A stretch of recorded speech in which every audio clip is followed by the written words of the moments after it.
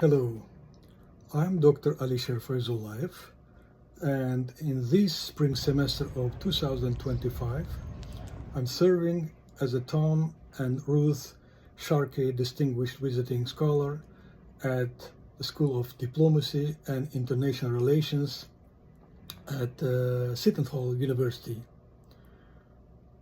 Great school, wonderful students, and distinguished faculty, and very good facilities, and of course a very nice campus.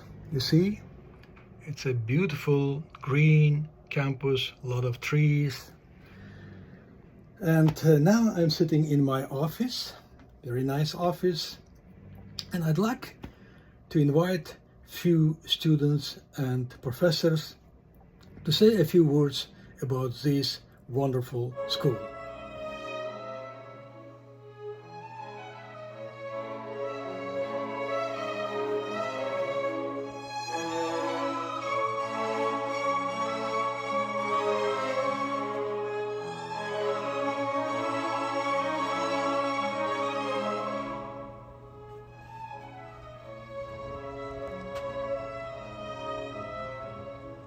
So, could you please introduce yourself? Yeah, my name is Andrew Travis, and I'm a student at the School of Diplomacy at Seton Hall. So, why did you choose this school? I chose Seton Hall because I have experience in New Jersey, so it was a place close to home. But more importantly, I chose Seton Hall because of the opportunities that it provided. The opportunity to be close to the UN, connected to multilateralism, and it's a smaller school, so it has a more tight-knit community. I had the opportunity to take advantage of the resources that Seton Hall has to offer. The professors are top-notch, and all the classes I've taken have been wonderful. Wonderful. And yeah. And would you recommend to some other young people? Absolutely. I would definitely Why? recommend Seton Hall because it challenges you. It challenges you to go outside of your comfort zone,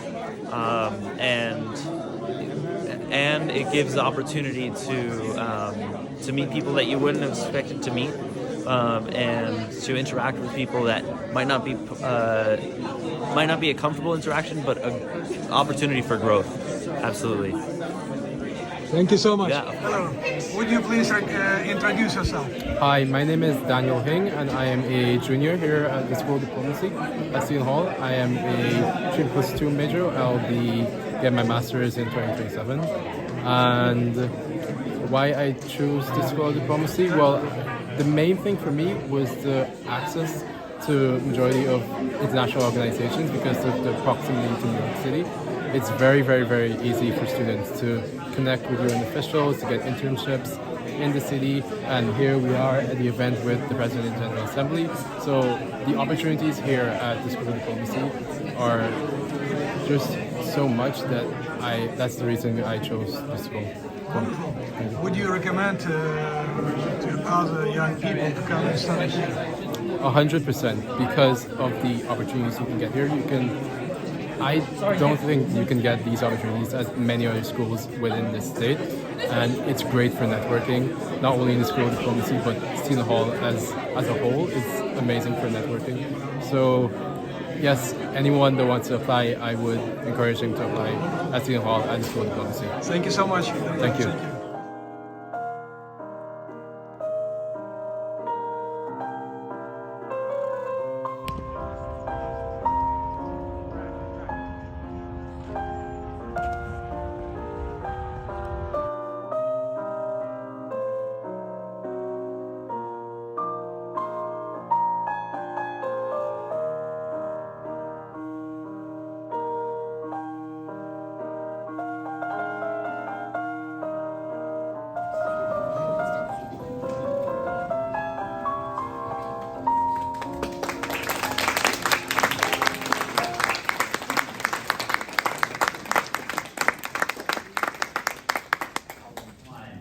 Welcome to Seton Hall University and the School of Diplomacy. Welcome to our first World Leaders Forum event of 2025. We are welcoming His Excellency, Ambassador Philemon Yang, who is the President of the 79th Session of the United Nations General Assembly. I am Courtney Smith, Dean of the School of Diplomacy, and I am pleased to have all of you with us today, both in person and online.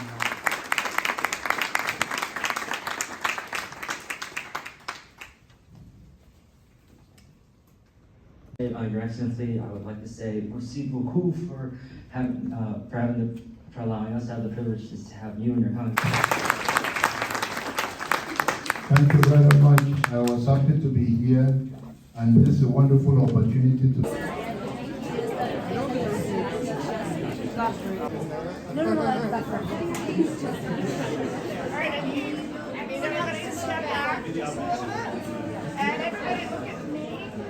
Camera, Alan. Sure. Hello, Martin. How are you?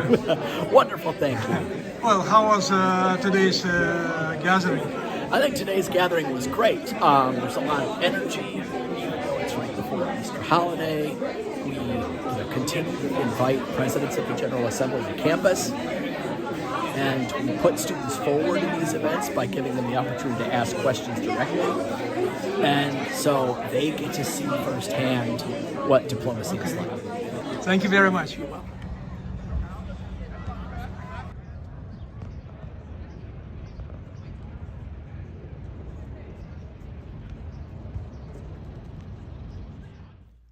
Dean Professor Dr. Courtney Smith was recently elected to the Council on Foreign Relations.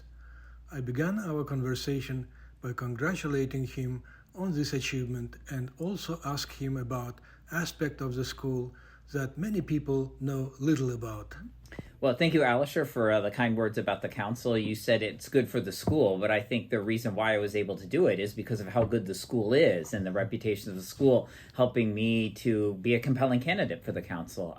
And I think one of the key strengths of the school that a lot of people don't know is how student-focused we are.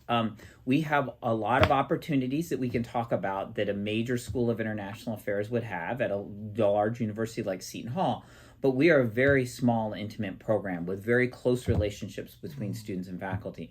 And it's no accident that when we went to create a student lounge in the center of the school, the closest office to the student lounge is mine, and that's the culture of the school. The students are the heart of everything we do. And the reason for that is that when the school was created many years ago, we were small and we needed the students to help do things with us to be successful. But that's part of our DNA, part of our culture that we have never lost. So you were with us when we hosted the President of the General Assembly 3 weeks ago. Right. And you saw how the students helped us run the event. The students were at the front of the room with us for the conversation with the President of the General Assembly. And I think that's the key message of the school, is that the students are literally at the heart of everything we do. Oh, wonderful. And I know that you have a very special relations with the United Nations. Could you say a few words about this relation? Yeah, it really goes to the reason why our school was founded. It was a conversation between some people that were very much interested in international affairs, but also very much focused on multilateral approaches like that you have through the United Nations. And the fact that there are other professional schools out there that are very good, but they don't really have a UN focus or a multilateral focus. And so that's what gave birth to the School of Diplomacy. We're founded in partnership with an organization called the United Nations Association of the USA, which is now part of the United Nations Foundation. So that kind of anchored us with a UN focus, but we have expanded beyond that relationship in many ways. We have consultative status with the United Nations Economic and Social Council. We're affiliated with the UN Department of Global Communications. We're a member of the UN Global Compact, the UN Academic Impact. The list goes on and on. We have a lot of formal affiliations with the UN, but I think what really matters is internship as well. Yeah, well, that's the key point. What does it actually do for the students? So what it does is these relationships have the school be well known in the UN community. So our students are frequently interning at the UN, frequently interning at country missions to the UN. There's a huge civil society community around the UN. Our students are frequently interning with those organizations. They get employment with those organizations after graduating. So it's not just about having the formal relationships, but it's using the formal relationships to get our students actually to the UN and to really see how it works behind the scenes. We have two different classes that where our students meet at the UN. One we're offering this semester, one we'll offer in the summer. the one that's going on this semester is full, and I'm actually turning people away from the one this summer because there is so much interest in figuring out how the UN works. And you can only really get that if you talk to people that are at the UN, and that's why you need these relationships. And I believe it's a very close, just 14 kilometers or so. Yeah, a little bit more, 14 miles. So, 14 so a miles. little, yeah. But it's All still right. a 30-minute train ride. You walk down the hill, you get on the train, and you're right in Midtown Manhattan. I love it because I can be at meetings in my office. I can go do meetings at the UN. I can be back in meetings in my office, all in the same day. It's truly remarkable. Right.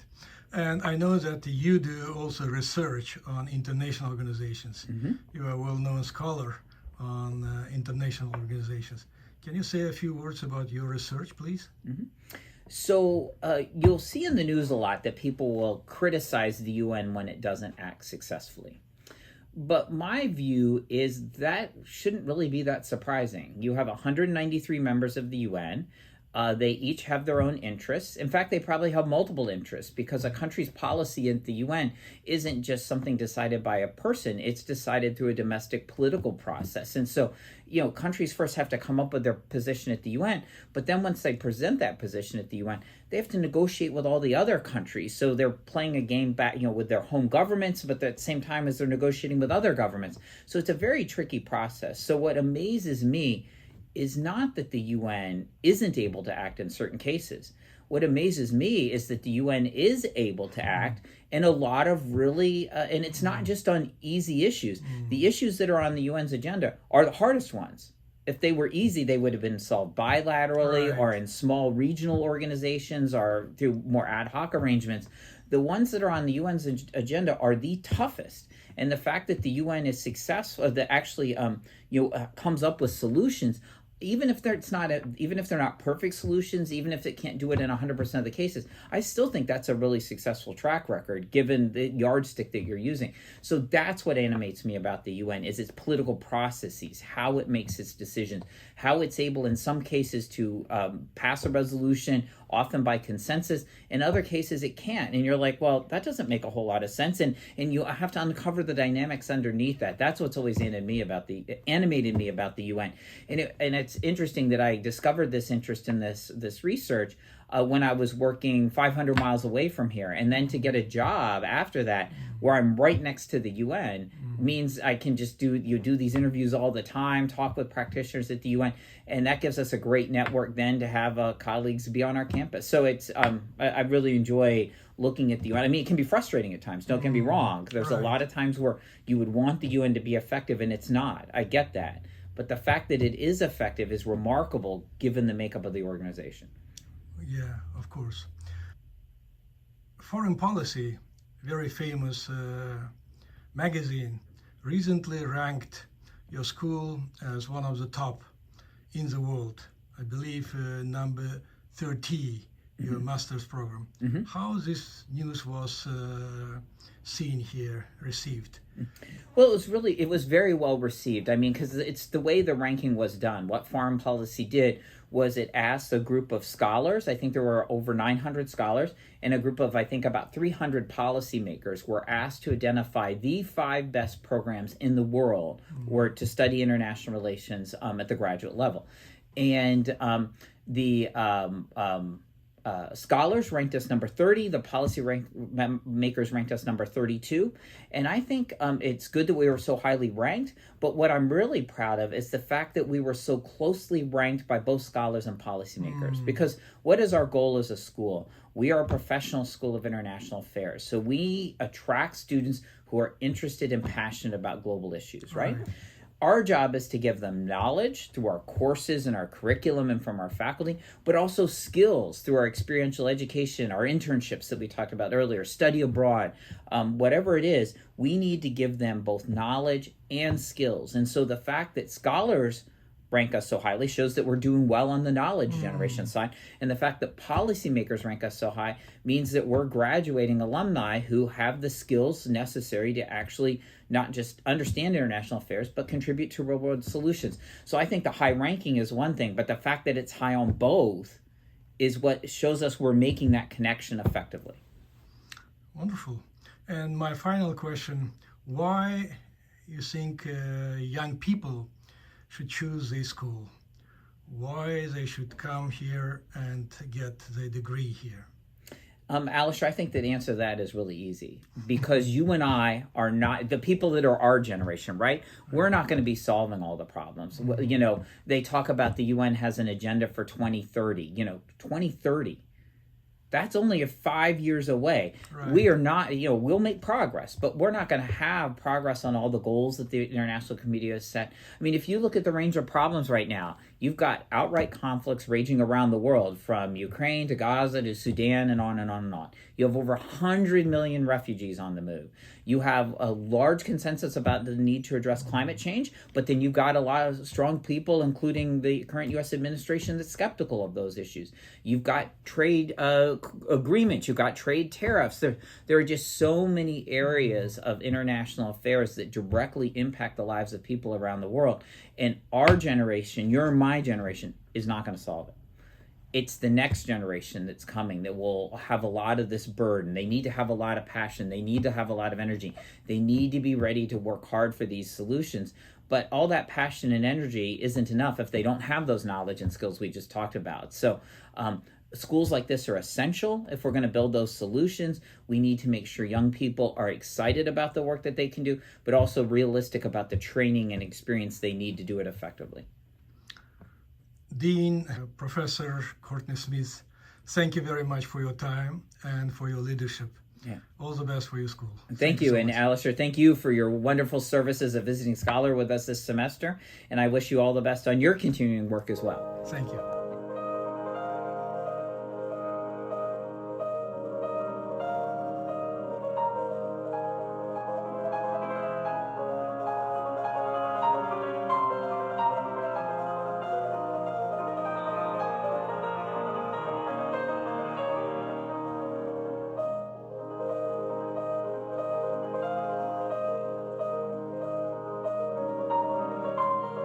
Hi, Farouk, how are you? Yeah, not so bad. And yourself? Would you please share with us your impressions, your time at the School of Diplomacy and International Relations? Well, look at the crowd here, first of all. It's vibrant, Yeah. young. They're all brimming with ideas and looking to contribute and change the world as they go and become future leaders, taking the reins from us. The experience is great. The faculty is very cooperative. The administration is helping as much as they can. And we have full economic freedom to say or not to say anything. We've been given great support during this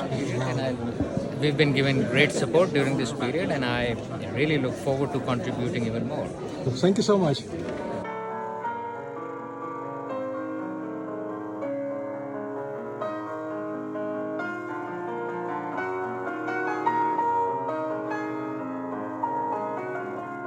I'm Catherine Ruby. I'm the Assistant Dean of Graduate Admissions at the School of Diplomacy and International Relations at Seton Hall University. We're located in South Orange, New Jersey. We have graduate programs both for students who are starting out in their careers and also for those who are mid-career professionals. So we offer our courses in person and through our web-based course management system. Students who come to us are looking for careers in government, in the private sector, nonprofits. This is a great background for many sorts of careers. So if you're interested in our programs, please connect with me at diplomat@shu.edu. Can I ask you about one, in your opinion, the biggest strengths of the school? I think our faculty are one of our greatest strengths. Our faculty are a combination of very excellent research professionals, and they also, so that means that they have one foot in the academic field. They publish books at very prestigious publishing houses, and they also share their networks that they have in the field with students. So I think that's one of our great strengths. Okay, when we say a few words about faculty, we need to say a few words about students as well. our students come from all sorts of backgrounds. And I think the nice thing about our school is that we're a small school. And so we have an excellent community of scholars, researchers, and students. There's lots of opportunities to get involved with the school. So our students really develop a strong bond among themselves and keep in touch as a professional network long after they leave the school. Thank you so much. You're welcome.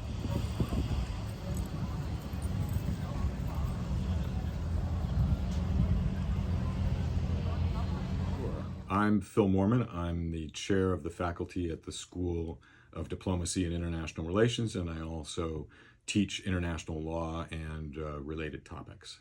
As chair, I help oversee the academic component of our program.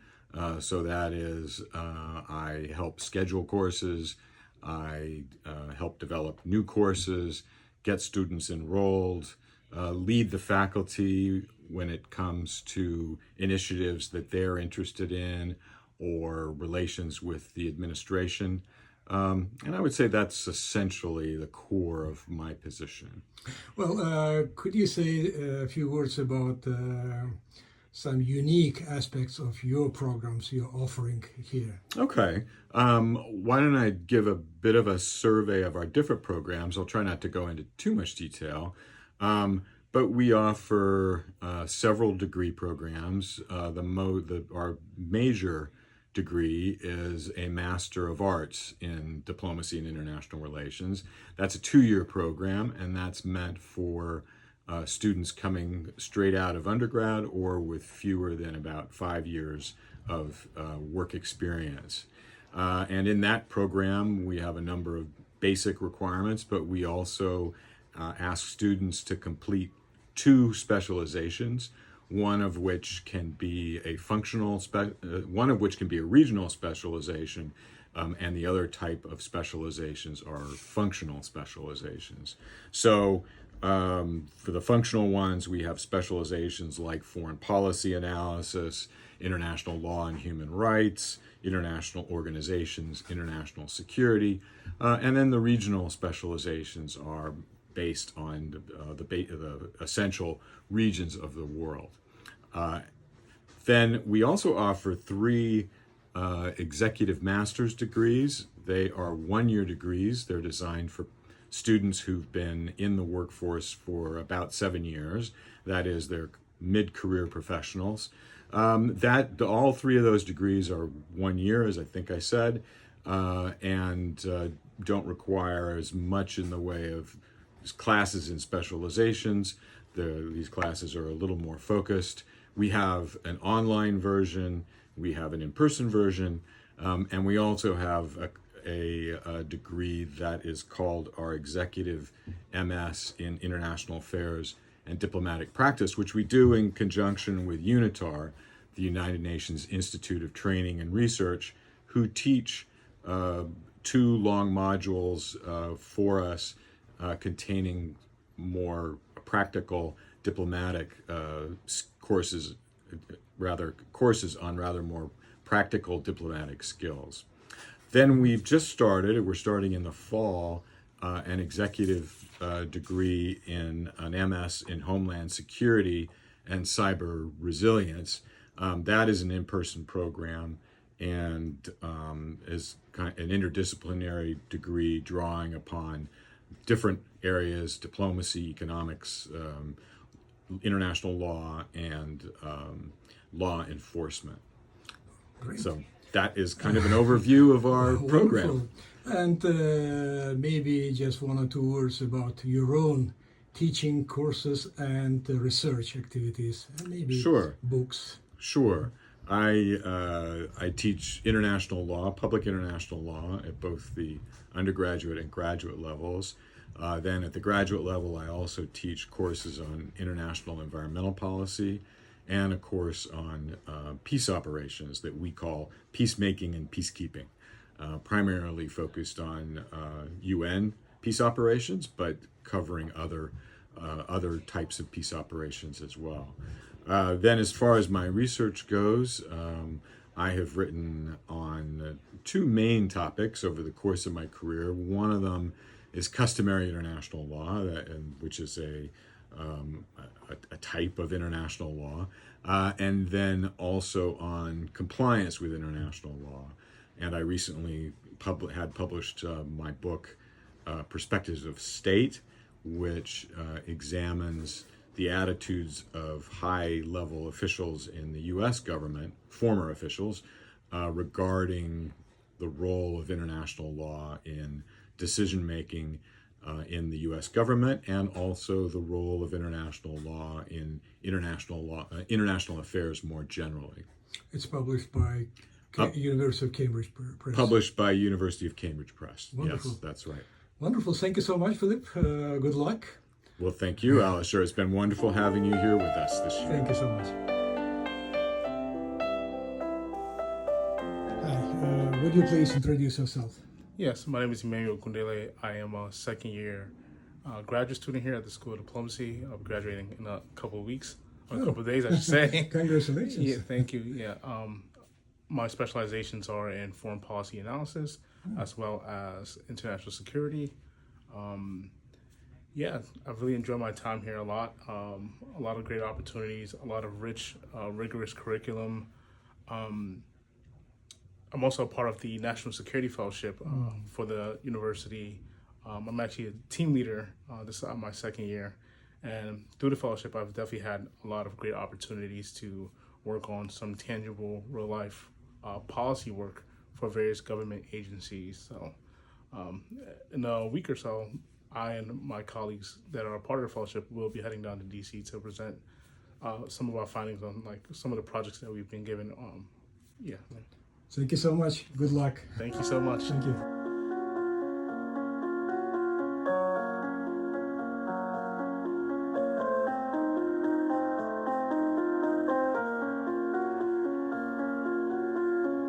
So my name is Rob Case. I am the Director of Internships and Career Development here at Seton Hall University and the School of Diplomacy and International Relations. My job essentially is to assist students with their internship and anything that has to do with their careers. We also set up different workshops for students to learn from practitioners in the field so they can relate their education then to what they want to do. Great. Well, we know that internship is a very key for schools like this. And you have very special relations with UN and some other international organizations. What's specifics, what's important elements of your approach to internship? How do you organize this? And what kinds of opportunities your students have here? Sure. So anything that has to do with internships comes through my office. We work proactively, so starting from when they actually go into orientation, to introduce myself, to introduce the concept of internships right away so they can plan ahead. Most students do internships in their junior and senior year, but it's really important for us, at least I think, to assist students in the very beginning, so by the time they're ready to do an internship, they're already set up, ready to go. They have an understanding of how the process works. We work with all kinds of organizations. Students can do Homeland Security, humanitarian aid, work on human trafficking, all kinds of things depending on where they want to go, whether it be in a Washington D.C. program at the State Department or the Department of Homeland Security, like I said, in New York where they want to go to UN International Rescue Committee, or if they want to stay here locally. Thank you very much, Robert. Thank you. All the best. Good luck. Thank you. My name is Sean Dowd. I'm a graduating MA student here at Seton Hall University from the School of Diplomacy and International Relations.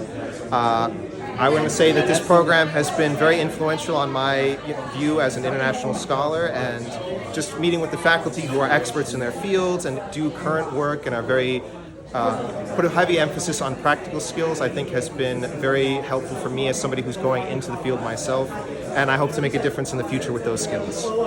Thank you very much.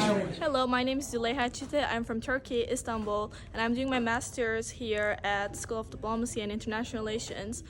And the reason that I chose Seton Hall University is the networking opportunities and the deep connections with United Nations. The School of Diplomacy founded with the support of the United Nations, and they have academical, also theoretical, and a lot of connections with the UN.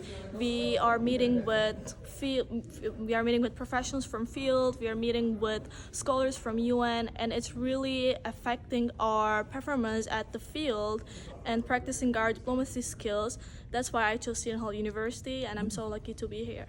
Thank you so much. Wonderful. Thank you. All the best. Hello, Thank you. I'm Professor Catherine Tinker, and I'm very happy to be teaching for many years here at the School of Diplomacy and International Relations of Seton Hall University. I also represent an NGO at the UN that's accredited to ECOSOC for over 30 years now. And so I'm able to blend the practical experience with my doctoral studies when I was at NYU Law School for the JSD degree. But that led me to this wonderful program where no one here needs convincing why international law and international relations are important, because everyone who comes here lives it. It's our reality. And I've had students from all over the world, every continent, I believe, by now. I teach public international law and international environmental law, and then occasionally human rights. So that's wonderful. And welcome here. Well, thank you. We're happy to see you here too. If I may ask you to say just one word about the school, what would be your word? Community. Absolutely. Oh, great. Thank you so much. Martin, how are you? I'm great. It's the day of our graduate hooding, so we're looking forward to celebrating with our newly minted graduate students and their families. Oh, what does it mean this day for you? I think it means it's rewarding for me as a faculty member, but I think the day isn't about me. It's about the students and their families and all the hard work that's gotten them to this point. Well, what would you say to your students today? The world needs you now more than ever. So let's get after it. Okay, thank you so much. You're welcome.